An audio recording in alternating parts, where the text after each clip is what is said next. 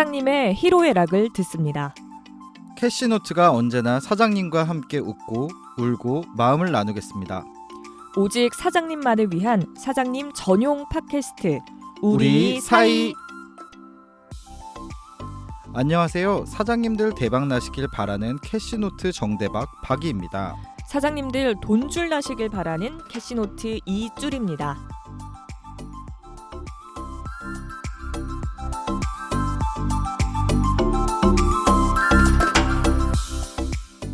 네, 우리 사이 벌써 4번째 시간입니다. 오늘은 먼저 사장님들이 캐시노트에 전해주신 이야기로 채워보려고 해요. 캐시노트에 사장님들끼리 대화를 나누실 수 있는 공간이 있다는 것 아시나요? 캐시노트 앱 하단에 보시면 말풍선 아이콘과 함께 토크라고 적힌 메뉴가 보이실 거예요. 네, 장사라는 것이 철저하게 혼자 하다 보니까 외롭고 정보를 얻기가 힘든 측면이 있더라고요. 캐시노트에서 이런 부분을 어떻게 해결해 드릴 수 있을까 참 고민을 많이 했었는데 네. 3화에서 권프로님이 말씀하신 것과 같이 장사를 하면 혼자 하다 보니까 외롭기도 하고 정보를 얻고 싶은데 막상 주변 사장님들에게 선뜻 다가가기가 어려우신 것 같더라고요. 그래서 작년에 우리 동네 사장님이라는 지역별, 업종별로 사장님들만 모여서 이야기를 하실 수 있는 공간을 서울 지역 한정으로 여러 테스트를 진행을 했었고요. 현재는 캐시노트 앱에서 모든 사장님들이 지역별로, 업종별로 이야기를 나눌 수 있는 공간으로 진화하게 되었습니다. 네, 벌써 많은 글들이 올라왔는데요. 저희가 그중에 사장님들이 공감하실 만한 이야기들 몇 가지 골라봤습니다. 첫 번째 주제는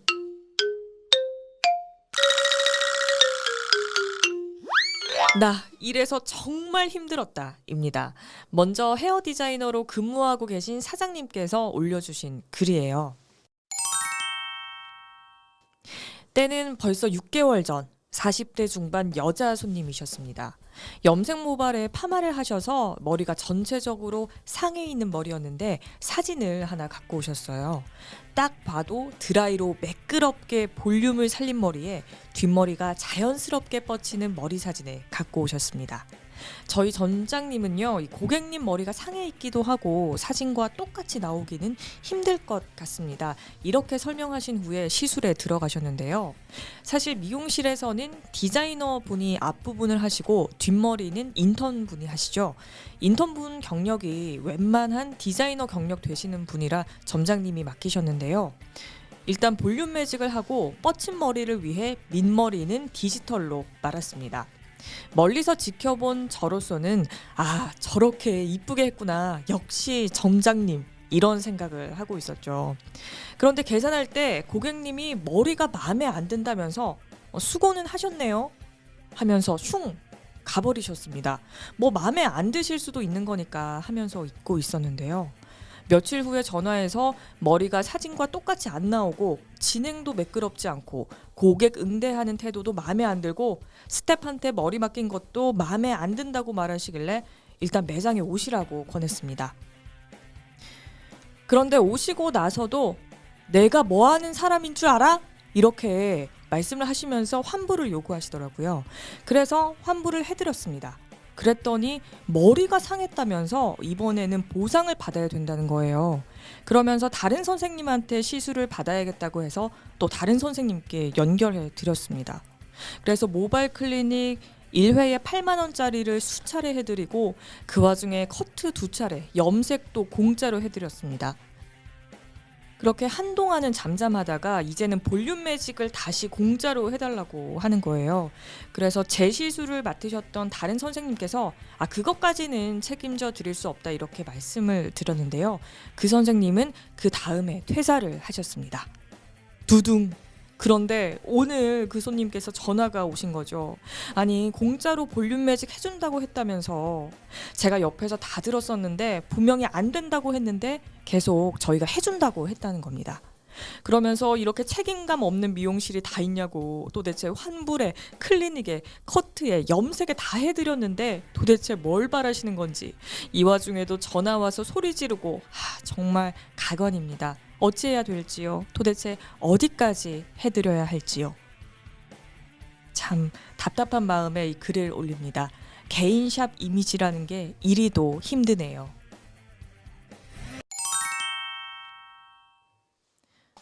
네, 참 너무 답답하실 것 같아요. 박이 씨가 만약 이 헤어 디자이너 분이시라면 어떻게 하시겠어요? 욕해도 되나요? 일단 정말 좀 답이 없는 상황인 것 같고 네, 노답이죠. 네, 사실 양쪽 입장을 들어볼 필요도 없을 것 같아요. 네, 사람을 대하는 직업이 참 힘들다는 생각을 요새 특히 더 많이 하는데 네. 특히 장사하시는 분들은 사실 손님에게서 힘을 얻기도 하지만 반대로 손님 때문에 힘이 빠지고 상처 입는 경우도 참 많은 것 같습니다. 그쵸. 뭐 아무리 손님이 왕이라고는 해도 그렇다고 해서 갑질을 하면 안 되는 거잖아요. 그쵸. 요즘은 특히 리뷰가 활성화되면서 손님들의 힘 그리고 파워가 좀 더 세졌는데 네. 이번에는 배달 리뷰 때문에 마음앓이 하셨던 사장님의 사연을 한번 소개해 드릴까 합니다. 배달 장사를 합니다. 오늘은 별점 1개를 받았네요. 이유는 빗길에 음식이 굴러서 왔대요. 맛이 있다며 서론을 꺼내고는 배달이 60분 걸렸고 그 사이에 빗길에 오토바이가 미끄러져 음식이 굴렀답니다. 기사가 절뚝거리며 가져왔다고 하는데 음식이 굴러서 기분이 나쁘기 때문에 다시 달라고 하려다가 기사를 봐서 참고 리뷰를 남기는데 별점 1점에 불만이 가득한 리뷰입니다. 여러분, 어쩌면 배달 장사 하시는 분들은 이게 일상이시겠죠. 오늘은 비바람이 아주 많이 부는 날이었고 걷기도 힘든 날이었습니다. 날이 안 좋아서 쉴까 했다가 점심 장사는 해보자 해서 했지만 1점 리뷰를 받고 마음이 상해 저녁 장사는 쉬었습니다. 그냥 속이 참 상하더라고요. 요즘 저는 장사를 접을까 싶기도 합니다. 어려운 시기에도 흔들리지 않았고 코로나도 버틸 수 있었으나 저런 리뷰에는 버틸 수 없습니다. 세상에는 참 다양한 사람이 사는 것 같습니다.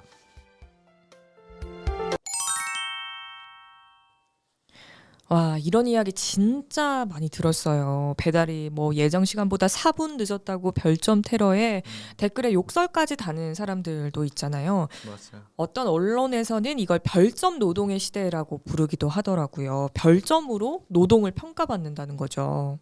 최근에는 음식 없이 생수만 24병 주문한 소비자가 네. 리뷰에 싱겁다며 별점 1점을 주면서 테러한 일도 기사에 나왔었잖아요. 아, 식당 사장님들께서 요즘 배달 업종은 다 리뷰로 먹고 산다 라고 하시면서 음식에 하자가 있으면 인정하고 사과하겠는데 네. 생수 시켜놓고 싱겁다, 매너 좀 지켜달라 이렇게 호소를 하신 적도 있습니다. 아니 저는 생수에 싱겁다라는 표현을 하는 건 처음 들어봐요. 그죠? 이거는 어떻게 생각하면 이런 게 가능한 거죠? 아, 정말 진짜 가관입니다.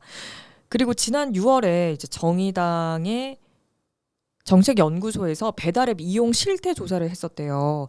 서울, 경기, 인천 지역의 배달앱을 이용하는 자영업자 중에 63.3%, 그러니까 사장님 10명 중에 6명이 이렇게 별점 테러나 악성 리뷰 때문에 좀 피해를 경험한 적이 있었다고 밝히셨다고 해요. 진짜 네. 많네요. 너무 많죠. 이 정도면 뭐 사회 문제라고 할 정도인데 이렇게 좀 문제가 커지다 보니까 뭐 최근에는 블랙 컨슈머를 처벌할 수 있는 근거가 되는 법을 뭐 국회에서도 발의를 했다고 합니다. 별점 리뷰 자체를 없애기로 한 경우도 있는데 네. 네이버예요. 네. 네이버 같은 경우는 지난 7월에 키워드 리뷰라는 거를 만들고 별점 대신 이용자가 가게의 장점과 특징을 보여주는 키워드를 골라서 리뷰를 남기게 하는 방식이거든요. 네네네. 이걸 내년 1분기 중에 전면 도입한다고 합니다. 이번 별점 폐지가 성공적으로 자리 잡게 된다면 네. 다른 플랫폼들도 좀 영향을 받지 않을까 싶어요. 그렇겠네요. 네, 배달의 민족의 경우에도 사장님에게만 리뷰가 보일 수 있는 기능을 통해 개선을 하려고 하는 시도가 좀 보이더라고요. 네. 관련해서 사장님들이 고통을 당하는 기사와 말들이 정말 많은 걸 보면 큰 변화가 좀 필요한 것 같습니다. 네, 아무쪼록 리뷰 갑질 이제는 없어져야 할 것 같아요. 사장님들을 위해서 제도가 바뀌는 게 있으면 저희 캐시노트가 발빠르게 먼저 알려드리겠습니다. 박이 씨, 이제는 좀 분위기를 바꿔볼까 해요. 그러시죠. 네, 좋은 손님 덕분에 힘을 낸 사장님들 사연도 있는데요. 제가 먼저 하나 소개해 드릴게요. 며칠 전 닭도리탕을 정말 맛있게 드시던 손님이 절 부르더군요. 사장님, 요새 코로나니 뭐니 해서 많이 힘드시죠? 이번에 이 가게가 생겨서 정말 행복해요. 너무 맛있어요. 꼭 오래오래 장사하시고요. 이건 고향에서 보내준 건데 명절 선물이라 생각하시고 맛있게 드세요. 하시면서 곶감을 주시더군요. 비록 멀끔한 포장 선물 느낌은 아니었지만 정성이 가득한 곶감을 한 입 베어문 순간 그 꾸덕함과 달콤함에 행복함과 또 왜 그리 눈물이 나던지. 사실 요즘 너무 힘들었거든요. 매출은 계속 올라가지 않고 이상하게 지출은 계속 늘어만 가고 대출로 연 가게를 과연 언제까지 유지할 수 있을지 정말 하루하루가 고민의 연속이었습니다. 육체적 고단함보다 정신적 피로감이 사람을 너무 지치게 하더군요. 하지만 곶감 손님 같은 다양한 손님들의 한마디 응원에 오늘도 힘내서 또 열심히 달리고 있답니다.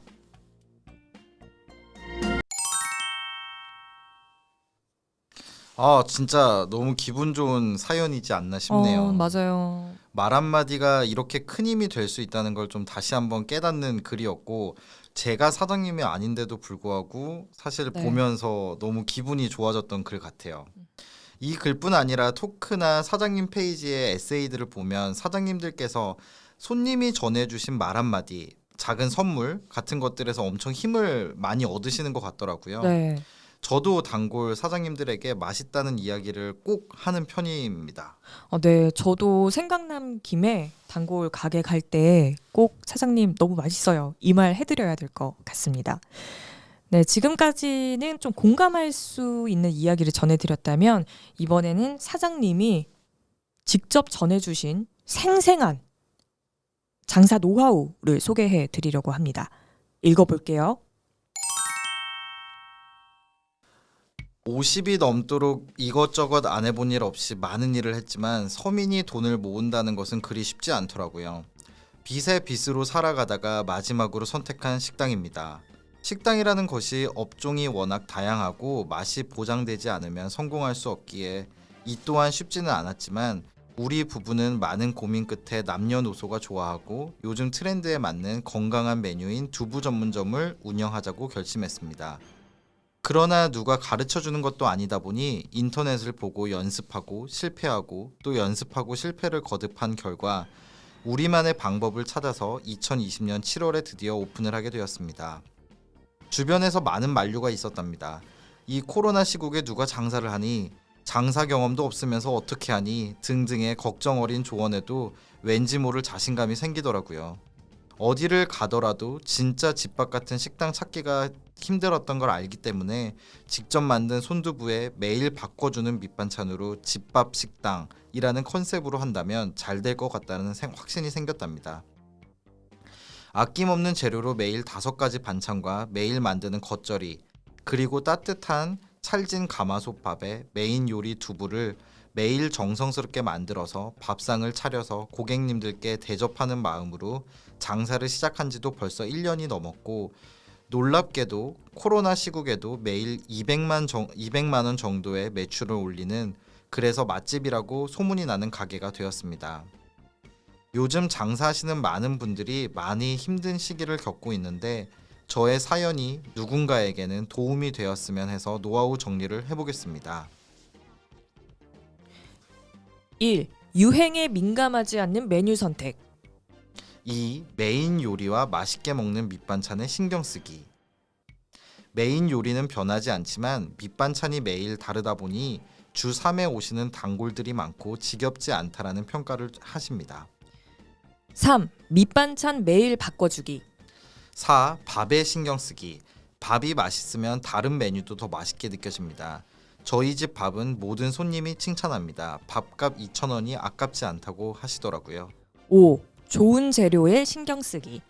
6. 서비스는 아낌없이 주되 손님이 달라고 말하기 전에 챙겨드리기. 테이블을 자주 돌아보면서 챙겨드립니다. 손님들이 감동을 많이 받더라고요. 7. 혼자 오는 손님 더 챙겨주기. 고마움을 느끼면서 다음에는 손님을 데리고 옵니다. 긍정의 마음으로 모두 힘내어서 꼭 성공합시다. 와, 진짜 제대로 꿀팁이네요. 들으면서 저도 제가 자주 가는 단골 음식점들을 떠올렸는데요. 사장님이 말씀해주신, 조언해주신 그대로 해주셨던 것 같아요. 지금 듣고 계신 다른 사장님들께도 많은 도움이 됐으면 좋겠습니다. 네, 어떻게 보면 기본적인 것일 수 있는데 네, 사실 기본적인 것일수록 참 지키기 힘들고 어려운 것 같아요. 맞아요. 대단하신 것 같습니다. 마지막으로 이번에는 사장님께서 올려주신 고민을 전해드리겠습니다. 베이커리를 두 곳 운영하고 있습니다. 제가 항상 상주할 수 없어서 직원과 아르바이트생이 관리 중인데요. 점점 제가 있을 때랑 없을 때 근무 태도가 너무 다릅니다. 어찌하면 좋을까요? 이런 고민을 가지신 사장님들도 참 많으실 것 같아요. 맞아요. 직원 관리를 어떻게 해야 되는지 직원이 내 가게처럼 생각을 안 하는데 어쩌면 당연할 수도 있을 것 같지만 그런 직원, 내 가게처럼 생각하고 일을 잘하는 직원이나 알바를 찾아야 마음도 놓이고 장사에도 훨씬 도움이 될 텐데 참 쉽지 않은 것 같습니다. 맞아요. 사장님들이 특히 이 부분에 대해서 고민이 참 많으신 것 같고 저희 캐시노트에 또 글이나 문의를 올려주시더라고요. 네, 이 글에도 댓글이 하나 달렸는데 도움이 될 것 같아서 좀 전달을 해드려 보겠습니다. 댓글을 한번 읽어볼게요. 매뉴얼이 답입니다. 시간별로, 상황별로 매장의 규칙을 만드세요. 예를 들면 몇 시쯤 손님이 없는 시간대를 파악해서 창문을 닫는다든지 이런 시간별, 상황별에 따른 구체적인 매장만의 매뉴얼. 규칙 없는 상태에선 감정적인 잔소리를 늘어놓게 되니 규칙을 정하시고 어기면 딱 간단 명료하게 왜 이걸 안 했는지 뭐라 할 수 있는 명분이 있으니 화이팅입니다. 오, 좋은 것 같아요. 어떻게 보면 사장님과 직원이 약속을 하는 거잖아요. 네, 맞아요. 사실 저희 캐시노트에도 직원 관리를 간편하게 할 수 있는 기능이 있는데 방금 댓글을 달아주신 것과 좀 맥락이 비슷한 기능입니다. 네. 네. 사실 직원과 사장님 관계에서 일반적으로 제가 리서치를 했을 때는 주로 네. 카톡으로 이제 하시더라고요. 아, 그러다 보니까 이게 되게 감정적으로 들리고 네, 직원이 받아들이기에 되게 잔소리로 많이 어, 받아들이는 경우가 많더라고요. 그쵸. 그래서 약간 고민을 되게 많이 했었는데 네. 어떻게 하면 이 직원분들을 좀 더 일을 잘할 수 있으면서 사장님들에게 조금 더 이 스트레스 레벨을 낮춰드릴 수 있을까라는 부분에 대해서 좀 고민을 많이 했었어요. 네. 그래서 저희 지금 캐시노트에 보시면 상단에 직원이라는 아이콘이 보이실 텐데 직원을 등록하고 근무표를 쓰면 인건비를 계산해 주는 기능도 있고요. 네. 할 일 관리라는 기능이 있는데 요 네. 할 일 관리가 이 댓글과 어, 정확하게 좀 뜻이 통합니다. 어, 네네. 어, 네. 어떻게 쓰는 건가요? 네네. 요 기능 같은 경우에는 네. 직원을 추가한 뒤에 할 일을 이제 잘 적어 놓으면 네. 사장님께서 할 일을 적어 놓으면 네. 알바생들에게 각 시간에 맞춰서 사장님 대신해서 어떤 일을 해야 된다라는 이제 메시지가 가게 되고요. 네. 그리고 알바생이 그 할 일을 다 완료했을 때는 완료했다라는 것을 표기를 하고 사장님에게 완료되었다라는 이제 메시지가 오게 됩니다. 이렇게 되면 알바생들을 대신 사장님들의 잔소리 대신 메시지로 시스템에서 알바들에게 할 일을 알려주고 완료했는지 체크하기 때문에 상대적으로 알바생들도 감정적으로 좀 덜 받아들이는 것 같아요. 네. 아주 간편하게 또 효율적으로 관리할 수 있어서 좋네요. 캐시노트를 쓰고 계시지만 직원 관리 기능은 아직 사용 안 해보신 사장님들 이참에 한번 들어가 보셔도 좋을 것 같아요. 오늘 저희가 준비한 이야기는 여기까지입니다. 사장님들이 보내주신 소중한 이야기들 어떻게 들으셨나요? 캐시노트 토크에 들어오시면 더 재밌고 공감 가고 유용한 이야기들을 나누실 수 있습니다. 저희가 이렇게 한 번씩 사연을 모아서 전해드리도록 할게요. 재미있으셨을까요? 재미있으셨겠죠? 정말 열심히 맛깔나게 읽으려고 노력을 했습니다.